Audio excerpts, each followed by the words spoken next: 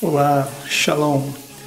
Eu sou o Cleberton e a opinião literária de hoje é sobre a obra chamada Deus Não Está Morto, de Rice Brooks.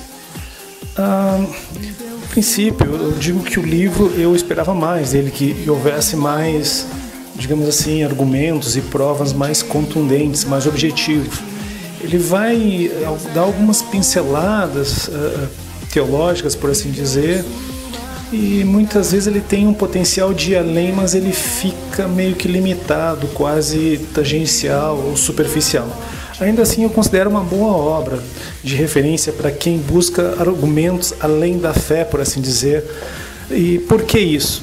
Porque é interessante porque já no começo ele já consta, ele cita a 1 Pedro 3,15, que fala: estejam sempre preparados para responder a qualquer pessoa que pedir a razão da esperança que há em vocês. É interessante, eu sublinhei até no livro, a razão, não é a emoção, porque muitas vezes se pergunta ao cristão: por que você é cristão? Ah, porque eu creio em Jesus, eu creio em Deus, eu creio na Bíblia. Tudo bem, está certo, mas o porquê disso? Qual a razão por trás dessa tua crença?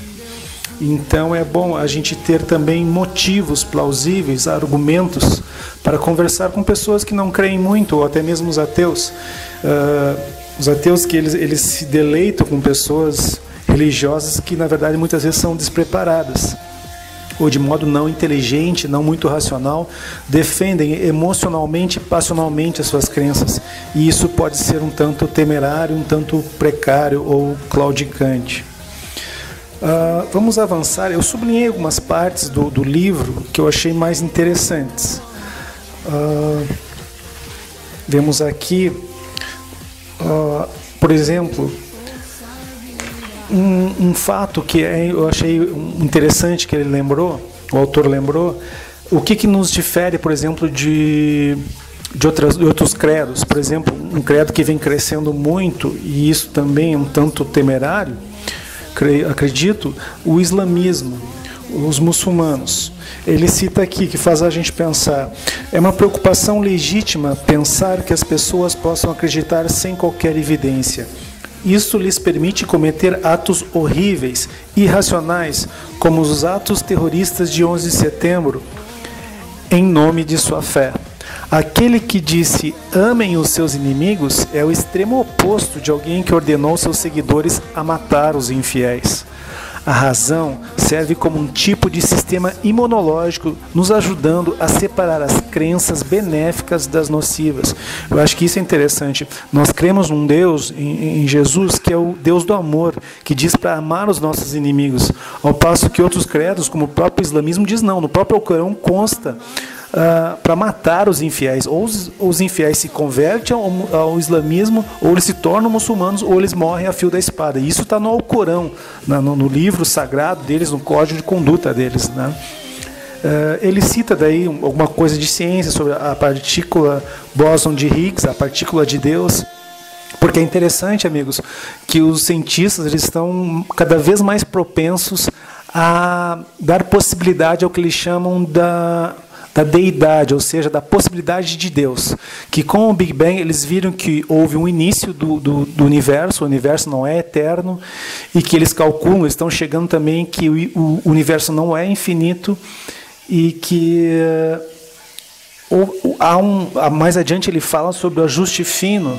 Há uma sintonia muito fina, há muitos detalhes incrivelmente planejados que não tem como o acaso ter criado isso. Houve uma série de milhões de acasos, por assim dizer, muito improváveis matematicamente falando, para que houvesse vida. Então esse acaso não pode ter sido uma coincidência. Os cientistas, principalmente através da física quântica, estão vendo que há um arquiteto, há um mentor por trás dessa criação, da criação da natureza e do cosmos, do universo, enfim. Um livro que é citado, por exemplo, nesse sentido, é o do Francis Collins, geneticista e cristão, autor de A Linguagem de Deus. Um cientista apresenta evidências de que ele existe. Que nessa obra ele fala sobre uma fantástica evidência de inteligência encontrada no DNA, no nosso DNA, no DNA dos animais, enfim. Tem muita informação nesse sentido que nos aponta que não pode ter sido um acaso ter criado tudo isso. O ajuste fino, por exemplo, ele cita uma das mais surpreendentes evidências da existência de Deus é a chamada de ajuste fino do universo. Refere-se à incrível calibração de um grande número de variáveis que tinham que ter valores precisos para permitir um universo que possibilite a existência de vida. E aí que está, eu já li a respeito, já vi vídeos, já li outros livros a respeito, e eu acho que o autor poderia se aprofundar nesse sentido. Por exemplo, do que eu me lembro assim de cabeça, é uma pena, porque a maioria desses meus livros ficaram em Santo Ângelo, e eu estou agora em Juí. Mas livros que falam desde, por exemplo, no Big Bang, na explosão que deu início ao início do universo, se ela fosse atrasada 0,01 segundo, ou se ela fosse adiantada em 0,1 segundo, já não haveria vida. Ou seja, houve um ajuste, umas condições muito, mas muito especiais, muito raras para acontecer. A vida era muito improvável, era quase impossível. Então o acaso não pode ter gerado a vida. Houve uma força muito poderosa, muito discreta, sutil e improvável para que houvesse vida. Por exemplo, se a massa de nêutrons, aqui já é o livro falando, por exemplo, se a massa de nêutrons fosse 0,1%, vejam amigos, 0,1% maior, o universo não teria elementos pesados essenciais em quantidade suficiente para a vida. Ou, se fosse 0,1% menor, todas as estrelas entrariam em colapso em buracos negros. Imagina, 0,1% menor ou maior do nêutron, só dos nêutrons, já não haveria vida. Fora outras partículas. Por exemplo, da mesma forma, se a força nuclear fosse forte apenas 2% mais fraca, ou 0,3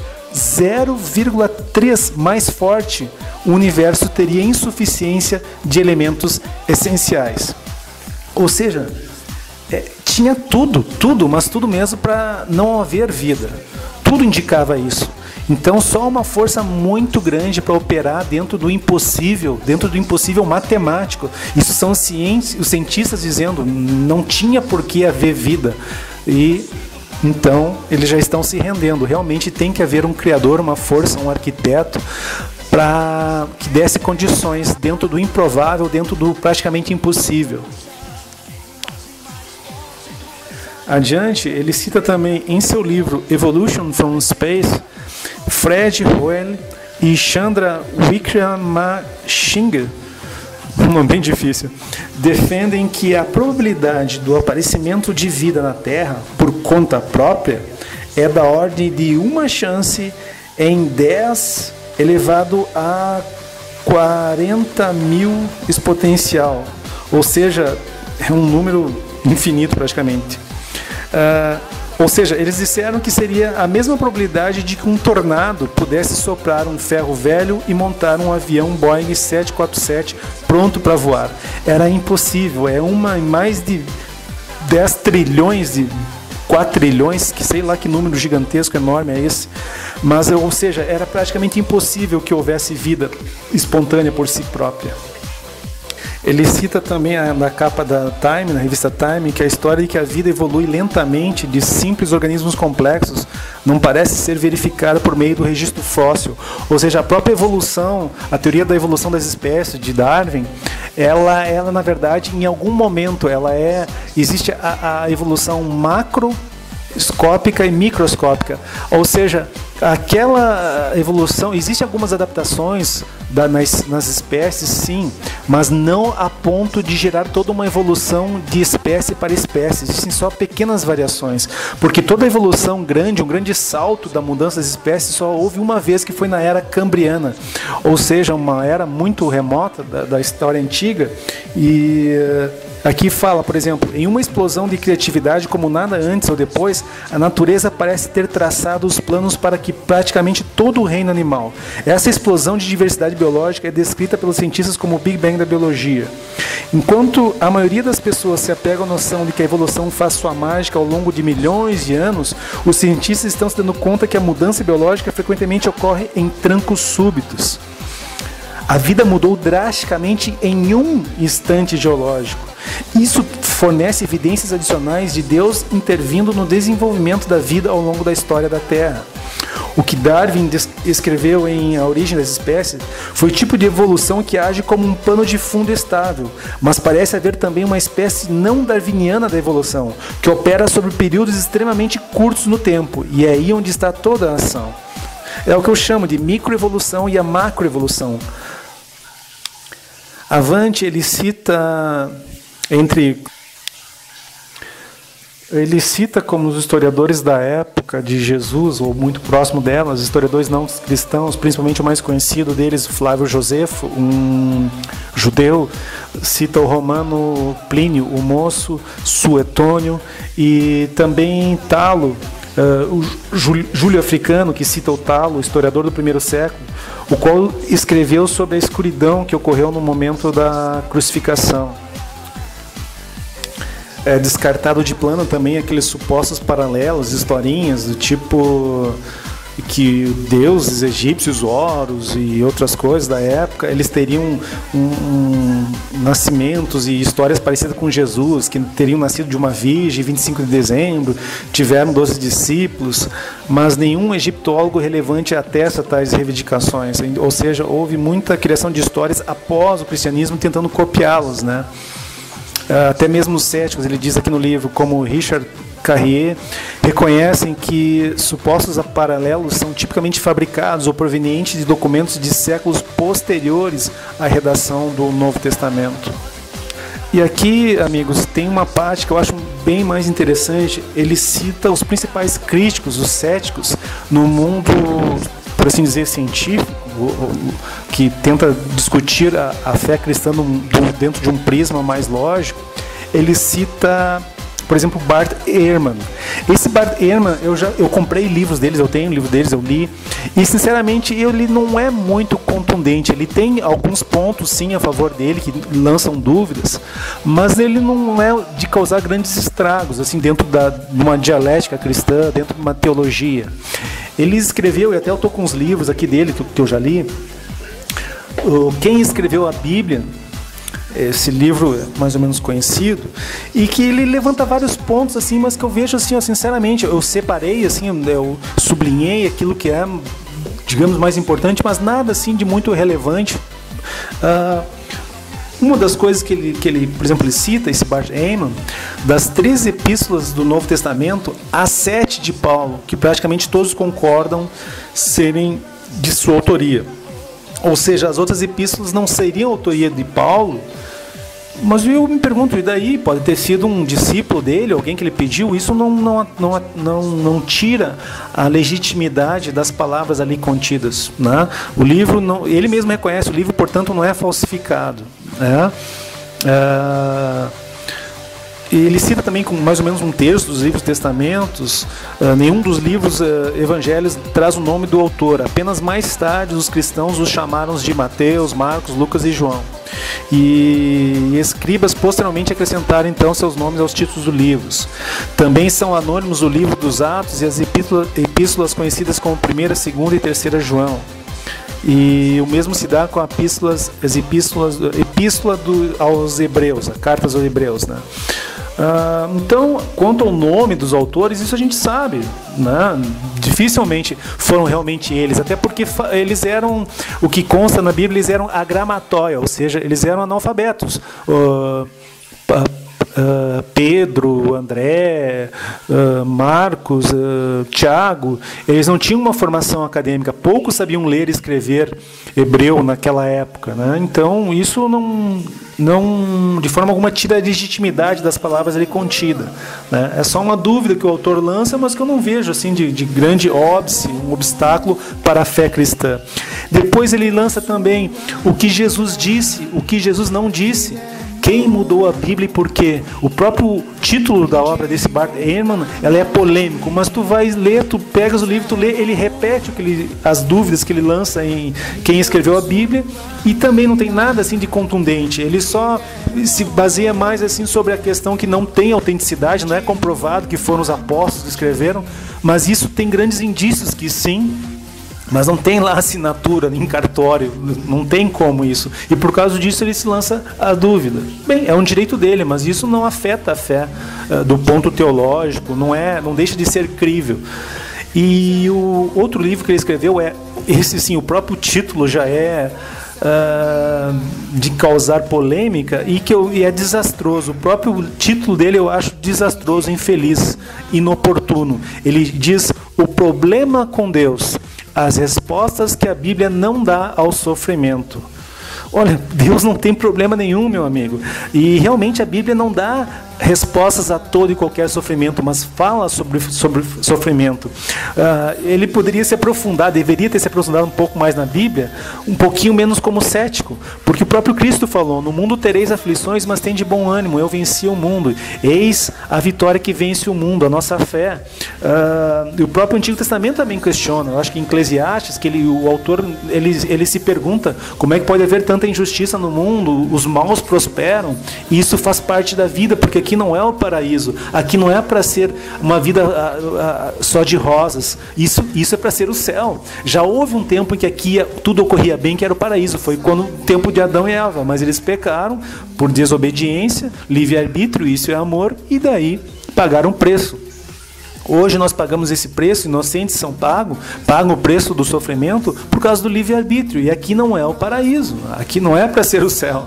Então ele foi muito infeliz nesse título da obra e nos seus questionamentos. Ele diz que nos seus questionamentos ele não crê, ele deixou de crer, não crê, ele apostatou da fé, ele não crê mais em Deus porque no mundo tem muito sofrimento. Olha, me desculpe, meu amigo, mas isso é uma ingenuidade, é uma inocência muito grande. Tu deixa de crer em Deus porque tem muito sofrimento na terra, mas o mundo jaz no maligno. Como eu disse, aqui não é para ser o paraíso. E se você não crê em Deus porque há muito mal, então quer dizer que você crê no diabo, porque o mal vem da autoria do diabo. Então, teoricamente, você deveria mesmo assim crer em Deus, porque Deus é o bem, Deus é o amor. Tudo que é de bom é de Deus, tudo que é de ruim é do inimigo, do maligno. Mas para isso tu tens a opção de buscar o socorro de Deus. Aqui não quer dizer que tu vai ter só flores e perfumes e nenhum mal, nenhuma dor vai acontecer. Essa estação carnal, esse estágio é de aprendizado, de evolução e de livre-arbítrio, de escolha. Você quer seguir os caminhos do Senhor e pagar o preço, sim, disso, ou você quer se perder no mundo, e aí a dor é maior, o sofrimento é maior, porque tu não tens o amparo, a resposta de Deus. Se o próprio Cristo, que é o Deus encarnado entre os homens, ele sofreu, então isso nos dá um indício que o reino do céu, lá sim, será secada toda lágrima, lá não haverá sofrimento, não haverá tristeza, não haverá enfermidade. O autor quis ignorar isso e quis criar polêmicas, sofismas, e quis municiar, digamos assim, as razões dos céticos, dos ateus, mas sinceramente não vejo que ele logrou êxito nesse sentido. Em contrapartida, ele cita, digamos, a favor de quem crê na fé cristã, um autor que ele foi ao contrário, ele era ateu e fez uma pesquisa jornalística e jurídica sobre a questão da fé, segundo os relatos bíblicos, e esse autor, e daí ele acabou se convertendo, se convenceu. Ele é Lee Strobel, eu recomendo muito, ele tem livros muito interessantes, eu os li, tenho em casa, mas também ficou lá em Santo Ângelo, esse material. E acho que um dos livros de Lee Strobel, se não me falha a memória, é Em Defesa de Cristo. E depois ele lançou um outro que é, acho que Em Defesa da Igreja, uma coisa assim. E é muito interessante, porque ele fez um estudo minucioso sobre as razões do porquê que houve o cristianismo. Uma das coisas que eu acho interessante do Lee Strobel, que realmente me fez pensar, por exemplo, Quando os profetas do Antigo Testamento falavam, eles prefaciavam suas observações com a frase, assim diz o Senhor. Mas quando Jesus falava, dizia, afirmo. Por exemplo, isso está em Lucas 21:3. Qual é a diferença? Naquele momento, Deus estava falando. Além das profecias, também há outras coisas interessantes. Eu estou lendo aqui, vendo algumas partes, que, por exemplo, nos pergaminhos do Mar Morto, Isaías, a parte de Isaías foi totalmente idêntico ao que nós temos na Bíblia, mas, no entanto, as cópias lá encontradas, os pergaminhos do Mar Morto, 1947, nas cavernas de Qumran, eram 1000 anos mais antigas do que qualquer manuscrito hebraico da Bíblia descoberto até o momento. Ou seja, em 1947 descobriram manuscritos que são 1000 anos mais antigos do que a gente tinha até então. E mesmo assim, eles bateram 95% idêntico ao que tinham. E eles tinham quase todos os livros, só me falta, se não me falha, exceto o livro de Esther. Os outros livros do Antigo Testamento, eles tinham esses manuscritos lá, foram encontrados, e todos eles bateram com os que a gente tinha, ou seja, casaram, eles foram idênticos, eles confirmaram o que já tinha escrito, então confirmando que não há uma divergência sobre os escritos, né? Agora, sobre a questão do Lee Strobel, uma coisa que ele levanta também muito interessante é que porque cerca de 500 pessoas creram, e eram judeus, que é um povo que não se converte assim, eles não largam a sua fé. Logo após a ressurreição de Jesus Cristo, os apóstolos, antes de Jesus ressuscitar, quando ele foi crucificado e ficou morto por 3 dias, os apóstolos estavam tristes, estavam desestimulados, estavam amedrontados, eles tinham fugido, estavam pensando em abandonar a fé, eles estavam esparsos, sem vontade nenhuma. E de repente, de uma hora para outra, ao contrário, eles vieram com tudo, deram testemunho, houve o Pentecostes. Imagina, por quê? O que teria mudado tão rápido? Se, por exemplo, Jesus morreu, isso todos... Não há polêmica quanto a isso. Ele foi sepultado, houve uma pedra grande, não tinha como tirar essa pedra se não fosse por vários soldados, várias pessoas. Se Jesus Cristo não tivesse ressuscitado, os próprios soldados romanos iam mostrar o corpo. Não, isso é mentira, está aqui o corpo. Isso não aconteceu. Então, a questão é, por que várias pessoas depois que tinham suas famílias, tinham suas profissões, os apóstolos, eles, em vez de voltar para suas famílias, voltar para suas vidas, suas atividades, para os seus lares, para os seus filhos e esposas, não, eles continuaram, mesmo depois de eles estarem tristes, querendo abandonar, refugiados, desanimados, enfim, acabou tudo, eles estavam desestimulados. Por que eles voltaram com todo o ânimo, voltaram a pregar e se espalharam pelo mundo, viajaram por países distantes, lugares distantes? Por que isso? Se Jesus não tivesse ressuscitado e aparecido para eles?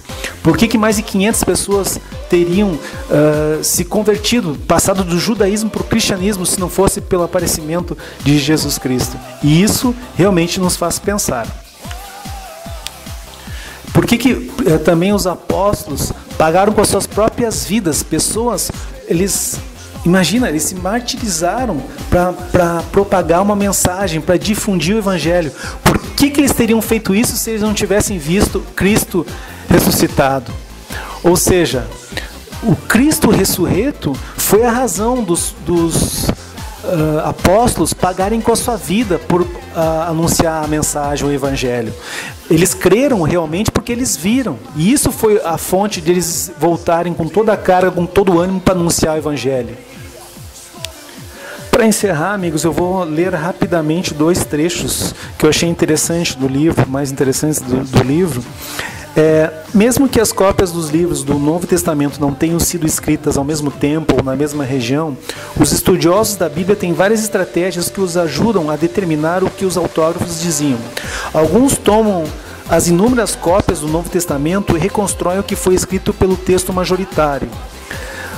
Por exemplo, na verdade, apenas em grego, mais de 5.000 manuscritos já foram descobertos, vários deles datados antes do ano de 300, do século 300 depois de Cristo. Com a abundância de fontes do Novo Testamento, os estudiosos modernos são capazes de reconstruir 99% do Novo Testamento com extrema confiança.